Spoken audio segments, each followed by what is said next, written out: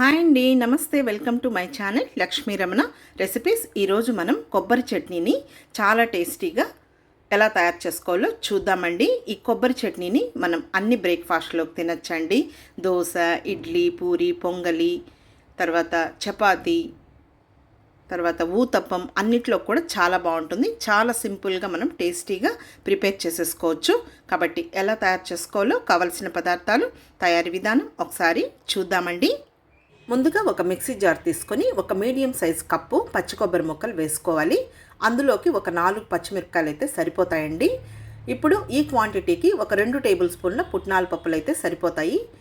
కొద్దిగా కరివేపాకు ఆకులను వేసేసుకొని ఒక 6 వెల్లుల్లి రెబ్బలు వేసుకొని రుచికి సరిపడా రాళ్ళుప్పు వేసుకోవాలి. ఇప్పుడు కొద్దిగా కొత్తిమీర వేసుకొని కొంచెం నీళ్లు వేసేసుకొని గ్రైండ్ చేసేసుకోవాలి. మరీ పుట్నాల పప్పులు ఎక్కువ వేయకూడదండి. ఆ క్వాంటిటీకి ఈ విధంగా వేసుకుంటే సరిపోతుంది.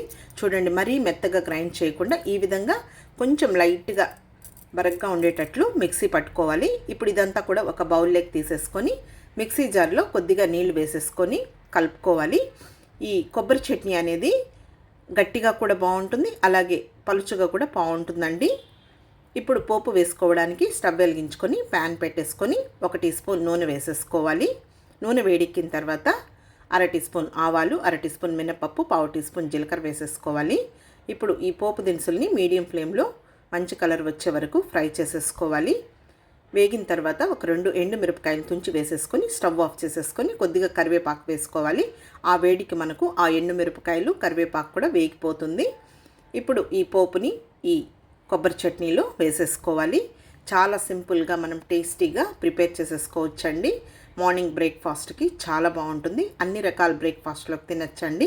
ఇడ్లీలోకి, పూరీలోకి, చపాతీలోకి, అలాగే దోశలోకి చాలా బాగుంటుందండి. పొంగలికి కూడా. కాబట్టి తప్పకుండా ట్రై చేయండి. ఈ వీడియో మీకు నచ్చినట్లయితే నా యూట్యూబ్ ఛానల్ లక్ష్మీ రమణ రెసిపీస్ని కొత్తగా చూస్తున్న వారైతే నా ఛానల్ని తప్పకుండా సబ్స్క్రైబ్ చేసుకోండి.